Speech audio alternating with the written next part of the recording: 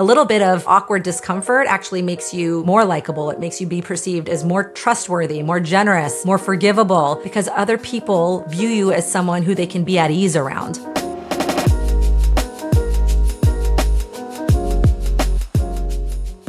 Today on Builders is author and workplace performance expert Henna Pryor on her new book, Good Awkward, which is about harnessing your cringe in the workplace and advice for leaders. And before that, we hit on 3 spooky stories for Halloween with B Newsletter editor-in-chief Marty Beckerman. All right, I'm discussing 3 stories with editor-in-chief of the B Newsletter, Marty Beckerman, and they're spooky stories since this episode's dropping on Halloween. How you doing, Marty? What are you going to dress up for as Halloween tonight? I'm going to be the Riddler this year. Solid choice. I was gonna get the baby a Batgirl outfit, but we decided to just go with a pumpkin, basic standard baby costume, sticking with tradition. Solid. Now, is the pumpkin like the thin felt, or is it kind of like a plush and round and spherical? It's the felt one. Yeah. It's the felt one. Okay, good. Solid. I'm sure she'll be super cute. Where does Riddler rank for you in the all-time Batman villains? Pretty high up? Yeah, I guess. I don't know. I mean, my best costume ever was Captain Planet, which I put so much effort into. Like I painted myself blue, and I found like a green mullet wig. But I've never put that much effort into another costume. So Solid. This is just a little spandex, onesie. We'll need to post pictures on the podcast page. Well, anyway, we're doing spooky stories this week, or Halloween related stories. And the first one I want to talk about that you're covering is, we all know e-commerce is big. Local stores are having trouble. They're shutting down, but there's one store, it's only open a couple months a year, and it's Halloween focused. Tell us about Spirit Halloween and how they're sort of breaking the mold on brick and mortar. Yeah, our main article this week is on Spirit, which started in the early 80s and is now everywhere. Every city has multiple locations. They've got 1,400 stores throughout the U.S. They make $1 billion a year in revenue. And we're looking at, when people buy almost everything else online, why is it that they really enjoy standing in line to go into Spirit? It's kind of part of the Halloween experience for a lot of people now. Yeah, that's cool. That's great. My kids have done it. The next thing you're covering, I guess I'll kind of set it up. Where does The Shining rank for you as the scariest movie ever? Like, maybe it's not number 1, but sort of like, where on the scarometer is it? What's your go-to as like really super scary movie? I'm not like a super horror fan. I'll be honest. I like The Shining. I like the book The Shining. I'm a huge Stephen King fan, but it's clearly a cinematic classic, even though Kubrick and King disagreed on a lot of the movie. But we do talk in this week's newsletter about the business lesson we can draw from The Shining, which is that maybe working from home all the time isn't the best for mental health. Okay. Maybe being around other people and not being isolated and cooped up in our houses all winter. Maybe it's good to be around others, even if we're not swinging an axe into doors. There have been psychological studies now that while workers enjoy remote work and the flexibility, being around coworkers at least some of the time really does seem to improve mental health and a sense of belonging and purpose. Yeah, well, I believe that rings true for me. And just for the listeners, I think, for my money, the best scary movie is the original Halloween. Still holds up, really scary, really good, and a great ending.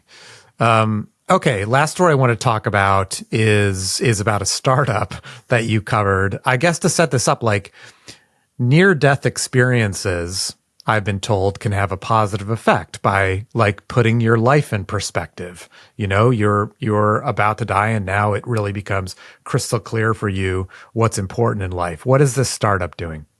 So this is a Russian startup called Precaded Academy. We found the story a while ago and held it for the Halloween issue because it seemed so perfect. They will bury you alive for hours at a time for 3.5 million rubles, which is $57,000. So for the true thrill seeker who wants to be covered in dirt, they They say this will give you a whole new desire to live. It's a therapeutic experience. I have my doubts about this story because they're also saying that this experience might unlock psychic abilities. So, however much you trust weird news out of Russia, but travelers can enjoy that one. Well, so they charge $57,000. Marty, I'll do that for you for a mere $10,000. I'll just bury you in my 10, backyard. Okay. Yeah. Anyway, good. I love these stories, and as always, folks can get them by looking up the B newsletter, which is on business.com. Thanks, Marty. Thanks, John.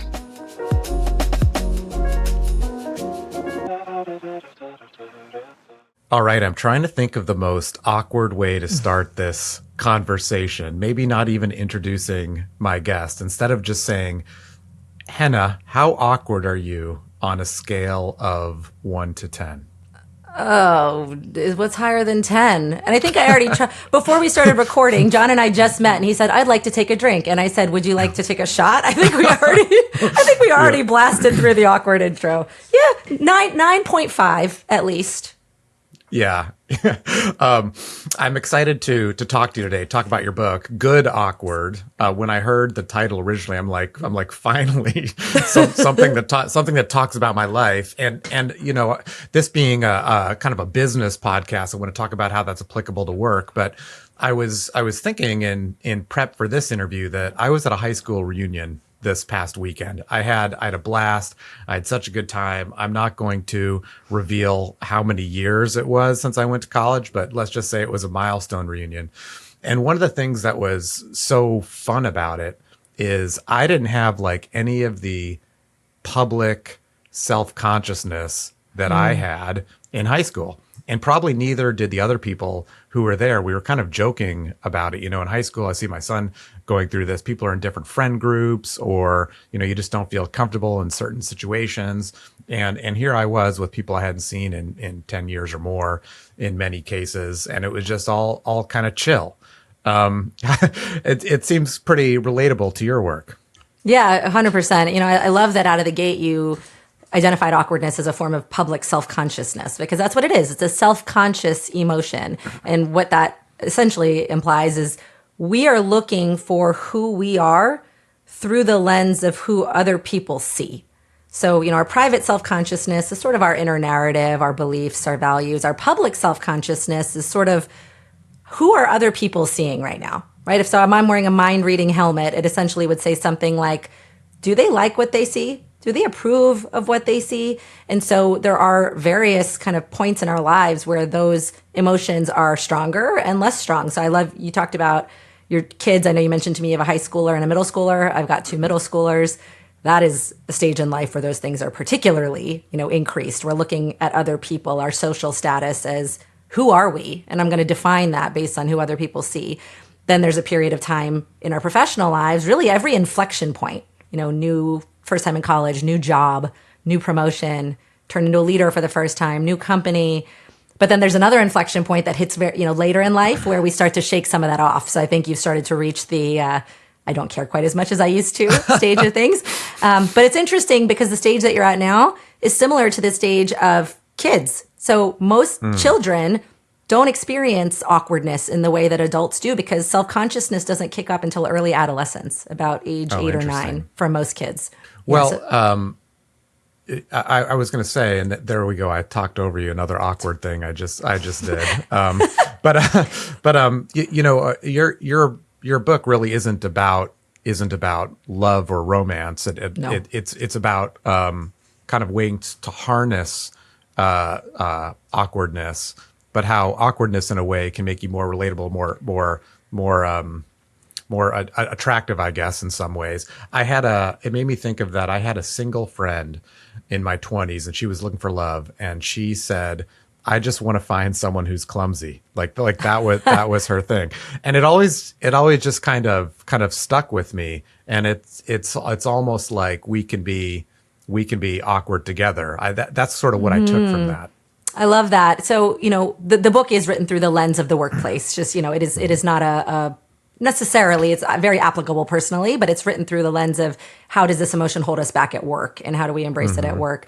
But I love what's behind that statement that your friend made, because essentially what she's trying to say there is, I would like to find myself close to someone who does not feel the need to perform or cater to others' expectations all the time, right? And so that is sort of the opposite of embracing our awkwardness, is performing or catering at work. Catering to meet other people's expectations essentially means behaving in such a way or showing up in such a way that we think it will be palatable to what we think the other person expects from us.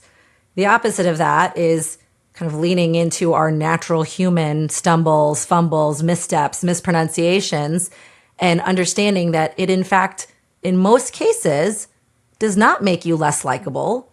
In fact, makes you more likable. Now, I do say in most cases because a lot of people confuse awkwardness with ineptitude, especially at work. They fear, if I show some awkwardness at work, people are going to think I don't know what I'm doing or I'm not confident in my work.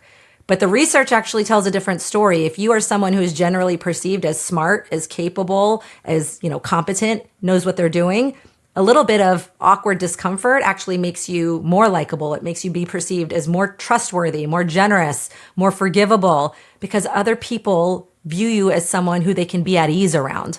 The lack of perfection puts them at ease. And so there's a host of benefits in the workplace. Henna, what prompted you to write the book in the first place? It always makes me laugh because people now are like, Henna, you seem really confident. And I'm like, did you know me most of my life? Like, I have been relentlessly awkward my entire life. I'm firstborn of immigrant parents. My dad's from India. My mom's from Pakistan. I never felt like I fit in. My bumpy edges were always on display. And, I describe it as the me that I desperately wanted to be was always clashing with the me that I felt like was on display.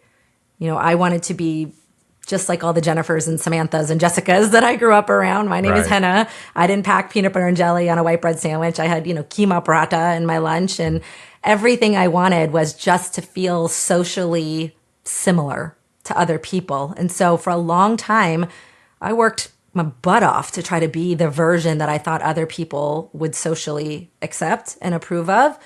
And it was exhausting and it never quite worked. And so for a long time, I would fight this awkwardness that I felt. And it wasn't until I got to college, like I think many do, that you kind of start to find your other folks that have their little idiosyncrasies or their quirks or their edges that they let show. So that was my life experience. Now, quickly, I'll point to professionally, the interest began because our queen, Brene Brown, who has done a world of benefit for the business world, in her work around vulnerability, she would often close her podcast episodes or interviews with this idea of stay awkward, brave, and kind. That became her tagline, stay awkward, brave, and kind. And I would always think to myself, I know how to stay brave and I know how to stay kind. Awkward? Lady, I've been trying to stop being that my whole life. What are you talking about? And so it led to a deep dive. And what I found in the research just continued to fascinate me about this emotion. I want to dig into some of that research in a little bit, but you hit on the term brave. And when you describe your own work, I think whether it's your website or your LinkedIn profile, you say, to try to simplify it, your work's about having a braver performance mindset. And I wanted to ask you why you chose that word brave when you could have chose successful, results oriented, or some other positive adjective. So why did you decide brave in the one adjective you used? Yeah, oftentimes when I think about what holds people back from their peak performance or their highest potential, it usually in some way, in some percentage point, has to do with their fear of what someone else is going to think. Right? So even if they have the skills, even if they have the smarts, even if they have the aptitude, I have seen so many high performers freeze in inaction at the edge of their potential because what will my parents think? What will my team think if I leave and take this new job? What will my former boss think? What will my, peers say about this? I have a great situation here, even though I think I should be better over there. There's so much courage left on the table because of what other people think. And so to me, if the bravery is unlocked, the courage is unlocked, all the other results, the success, the numbers, all of it follow. But the coined term that I came up with for the book is the cringe chasm. If we don't jump, if we don't make that first brave jump past our discomfort and that awkward middle, really none of the other outcomes are possible. We're stuck on the one side of the chasm. And so to me, let's start there. Start with that. The rest will come. Yeah, I wonder if something's related. Something I hear often in the workplace is almost like I'm about to ask a dumb question, or almost like someone saying, I'm afraid to be wrong. I'm afraid to ask something that somebody might find to be a dumb question. It kind of relates to that at the very smallest level. When you reviewed all of the science about this, what's one study or one finding that really kind of blew you away? Yeah, one of my favorites, and this was, unfamiliar to me until I dug into it. There's a phenomenon called vicarious embarrassment that I thought just blew my socks off when it came to this emotion. So there is a certain type of feeling of awkwardness or embarrassment that is very closely correlated to a certain type of empathy. So this certain type of empathy is called easily empathetically embarrassed. So when you as an individual are a little too high on this type of empathy, empathy is largely considered a good thing. We want more empathy in the business context. We all know it's a good thing. But when you're a little too high on this easily empathetically embarrassed scale, you experience something called vicarious embarrassment, which means essentially rather than just being embarrassed for someone, for example, John, you went up and spoke in front of the group, you mispronounced someone's name horribly, right? Rather than just being embarrassed for you, when I'm high on that type of empathy, all of a sudden I feel embarrassed with you. I take that on as though it's my own, right? I want to climb under the desk. I want to go, oh my God, just end this meeting now. This is so uncomfortable. This is so awkward. And so when those of us experience that high level of vicarious embarrassment, it has an interesting correlation to our own ability to withstand awkward and embarrassing moments. Because essentially what we're thinking is, gosh, if I feel that strongly about that person's embarrassing moment, then other people must have an equally strong lens on me when I have an experience like that. And the truth is, statistically, they don't. People aren't paying nearly as close attention to you as you think they are. But when we can examine that function of our own empathy as it relates to our awkwardness, it's a really interesting and kind of fresh starting point to examine how those feelings may hold us back from doing the things that we want to do. Yeah, I can see that. I mean, you sometimes see that when you're watching a TV show and you're feeling so you're just watching it and you're feeling awkward. You want the scene to end, and it can also happen in the workplace too when you see someone kind of mess up, make a faux pas, whatever. Did you know there's a name for that kind of television? There's actually a name for that sort of television show. It's called cringe comedy. Oh, really? Oh, okay. All right. America's Funniest Home Videos, Office, Borat, Curb Your Enthusiasm. Those are all examples of cringe comedy. Yeah, and really a lot of really popular shows in there too. In the quotes of people reviewing your book, you had someone in there. I don't know if you know him personally, Russell Wilson. I do. I live in Seattle. He was a quarterback here for a decade. He's having a challenging year this year. Yes. In terms of on the playing field, but in Seattle, maybe the best, Seattle Seahawk career there's been. And he's somebody who the media covered as being like a little different. And so I kind of had a couple of different questions there. Sure. One is he's also known for having like legendary confidence and being able to harness that into action. And so is that one of the things he's been able to overcome? And then the second question is kind of like a meta question about the media, which is, reflecting on his experience here, now reading parts of your book. I'm wondering, does the media treat awkwardness unfairly in a bad way? Just curious as your comments on both things. Yeah, great question. So I'll comment on the first, which is Russell is, I have a partnership with an organization called Limitless Minds, and I'm so grateful for the work that they do. It's a lot about mindset training and mental skills training. And Russell had some deep mental skills training work from a gentleman who now has passed named Trevor Moawad. He was his mental conditioning coach. And so much of Russell's success in Seattle, he attributes to those mental skills, to that self-talk, to the ability to stay in a fumble, a misstep, an interception, and not get hung up ruminating on the past, the discomfort of that feeling, but rather being able to move to that next right step mentality. So again, with awkwardness in particular, to eliminate awkwardness implies eliminating uncertainty.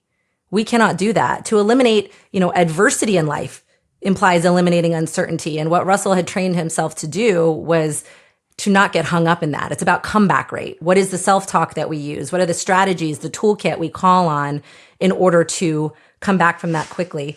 As it relates to the media question, does media or even just business leadership treat awkwardness unfairly? And I think it does. So there's actually some very interesting kind of research that came out of this as well. When we think about the awkward business archetype, or even in athletics, right? In the case of Russell, in business, we see it a lot. So we've got the awkward male leader archetype quite often. We've got the Zuckerbergs, the Elon Musks. We kind of think of them as creative geniuses. These days, we even have that sort of awkward, creative, tattooed CEO, right? There's some archetypes that have become very commonplace.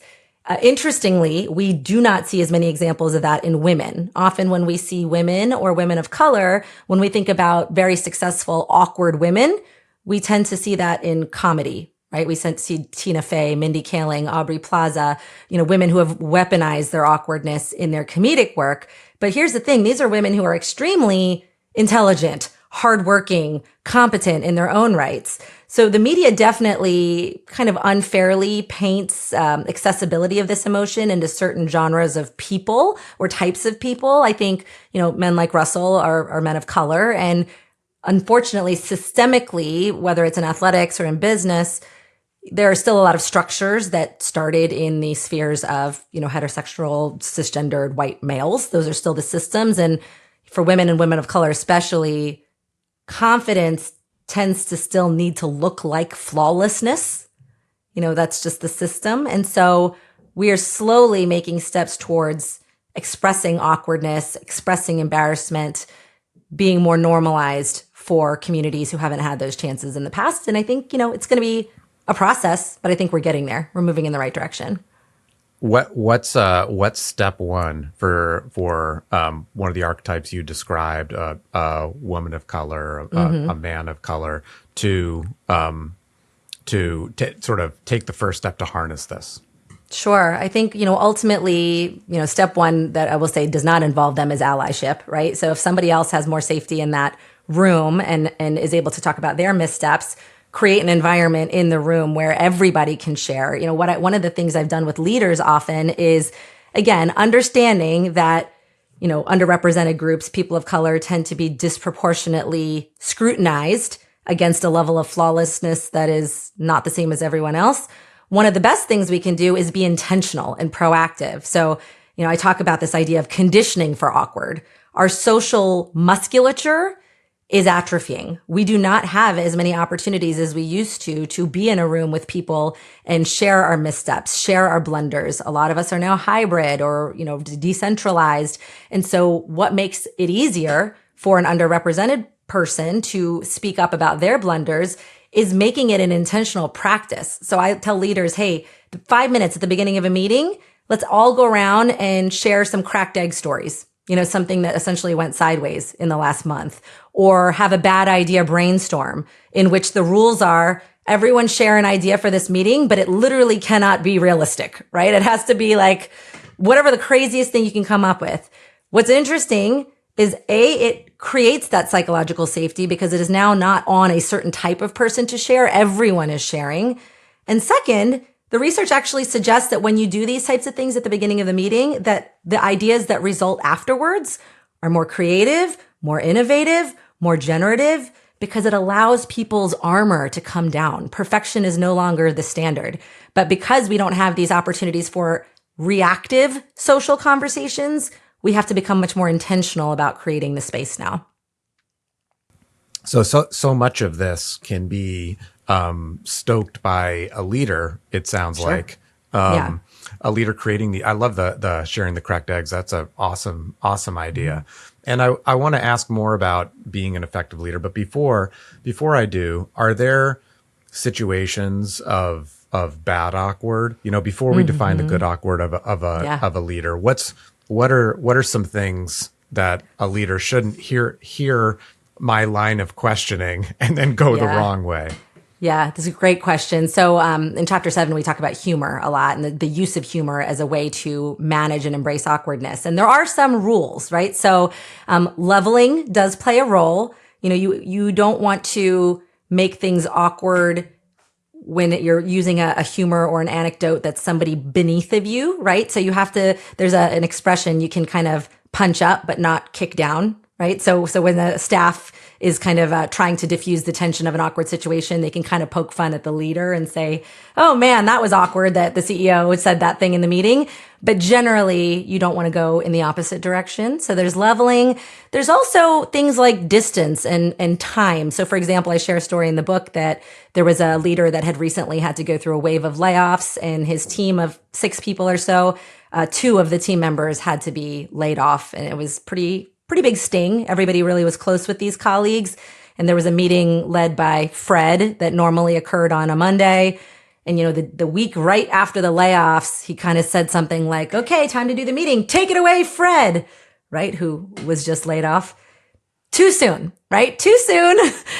So we want to just be thoughtful about things like time, of level, of distance. Is this something that is for the people in the room, or are we talking about people that aren't in the room as though they're not there? So there are some rules that we want to think about when we think about what creates awkwardness or how do we address awkwardness. But it really depends on the situation and the context.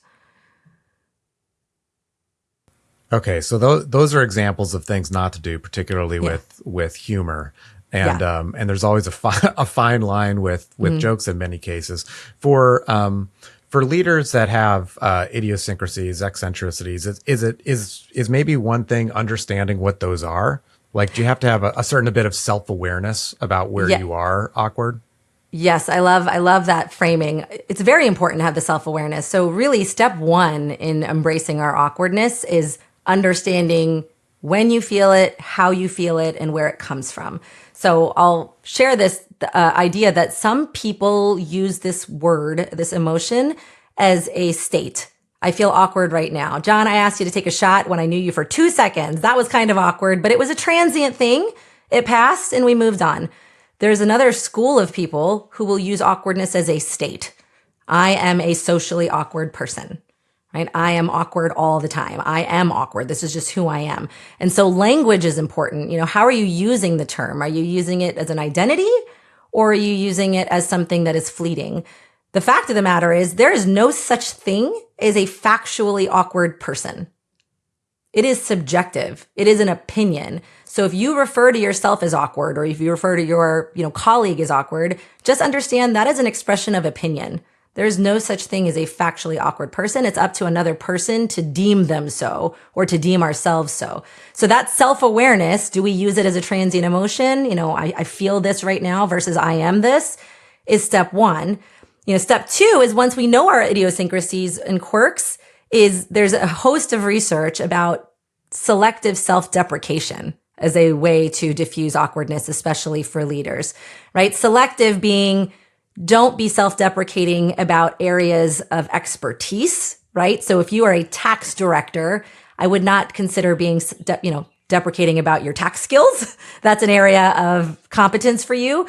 But you can certainly give yourself a little playful self-deprecation on, community building day at work, where you have to go do the balloon race and you're the clumsiest person on earth, right? There are opportunities to be thoughtful about the way you create safety in your workplace that don't necessarily create waves in your ability to be perceived as competent at work. How do you advise HR professionals about awkwardness in the workplace? Because I can imagine from an HR standpoint, awkwardness can create discomfort. Or how do you understand as an HR professional what's good awkward and what's bad awkward?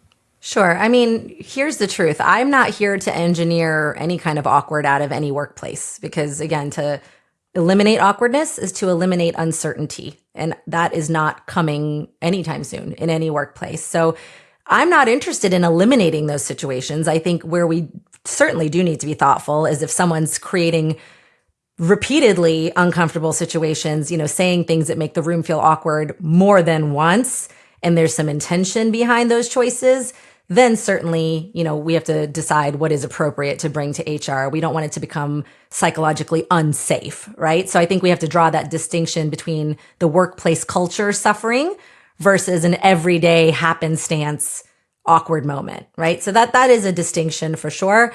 I'll also just share, and I think it's important, there is a difference between a team member or even a leader feeling awkward on any regular basis and experiencing diagnosed social anxiety, right? They're two different things. We want to make sure that if somebody is experiencing awkwardness, the question becomes, is it an emotion that they just experience and move through? Can we all actually bond over it as a team? Can we realize this is a shared experience and use it to our benefit? Or is it causing a certain type of person to freeze, right? To paralyze their decision making. So if you are, again, let's just say a person of color who really wants to raise their hand for that promotion, but feels awkward about doing so because the environment doesn't feel ripe to do that, then there's a deeper exploration about the safety. Can we start by dipping a toe in the water with one colleague, with one manager? But we do need to look at it as a continuum. It's a little more art than science. But the question becomes, what is it stopping us from doing? If it's just experienced and moved through, that's life. That's what we're going to experience all day, every day. And I don't think there's a way to engineer that away. Yeah, I agree with that. And I want to go back to what you were saying about the cracked egg example where everybody goes around the room and talks about some legendary screw up at work or whatever. Because as I was reflecting on that, that's something you're almost not supposed to do. You're coached not to do in an interview setting. If you're asked in an interview, what's something you want to work on? People are coached to say, "Oh, I just care too much." Taking the terrible advice. Right. Yeah. Right. Like taking these,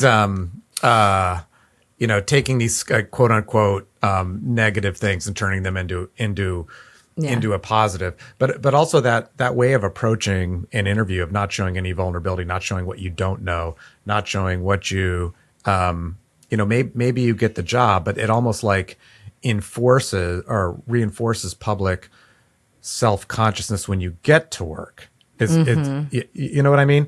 I wonder, besides the cracked egg suggestion, what's another kind of tool that a leader could put in their tool belts to start to harness this, collective goodness and bravery within their teams? No, it's a great question. Another really, really simple but underused strategy is naming of the awkwardness in the moment that it occurs, right? So here's the great paradox. The avoidance of awkwardness increases awkwardness.